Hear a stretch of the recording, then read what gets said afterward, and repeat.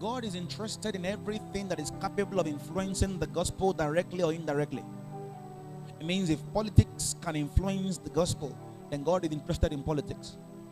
Because if a political leader is badly disposed to a minister, we've seen the things that can befall a minister because someone in politics is not happy with him. I don't have the time to show you this. Even in Nigeria, there are ministers of the gospel that have ended in jail, who have been heavily criticized, and these things have come from political leaders. You can't tell me that God is not interested in that mountain. Then God is interested in anything that can influence the gospel. It means God is interested in economics, in business, in government, in governance, in education, in families, in everything that can influence the gospel. Look at Genesis 1:28 and look at God's command, God's charge to us as believers. The Bible says, and God blessed them, and God said unto them, this was when God made man. God said unto them, be fruitful and multiply and replenish the earth and subdue it and have dominion. This is not an advice. This is not even an instruction. This is a command. This is a statement of purpose. Have dominion, subdue.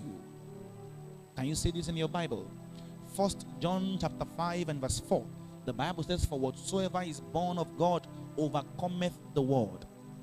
It then says, and this is the victory that overcometh the world, even our faith. It means the faith that we've been given is a world overcoming faith. The faith that we've been given is not the faith to ask for a car and a new house and it ends there. The Bible says this is the victory that overcomes the world, even our faith. It means that our faith is a world overcoming faith. Our faith is for overcoming systems, overcoming cities, overcoming worlds at large. Are you following me now? So in Hebrews 11, when you begin to study the heroes of our faith, the Bible speaks in verse 32 of some of these men. And what more shall I say? For the time would fail me to tell of Gideon and of Barak and of Samson and of Jephthah, of David also and of Samuel and of the prophets, who through faith subdued kingdoms. So I said that the purpose for which we have faith is not just to ask for menial things. The faith that we have is a world overcoming faith. And the Bible speaks of certain men who through faith subdued kingdoms.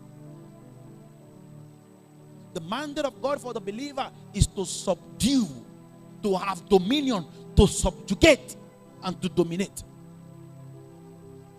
In Obadiah 1 from verse 17 and verse 21, the Bible says, but upon Mount Zion there shall be deliverance, and there shall be holiness, and the house of Jacob shall possess their possession. And what will happen after this? Verse 21 then says, and saviors shall arise from Zion to judge, to subdue the mount of Esau, and the kingdom shall be the Lord's.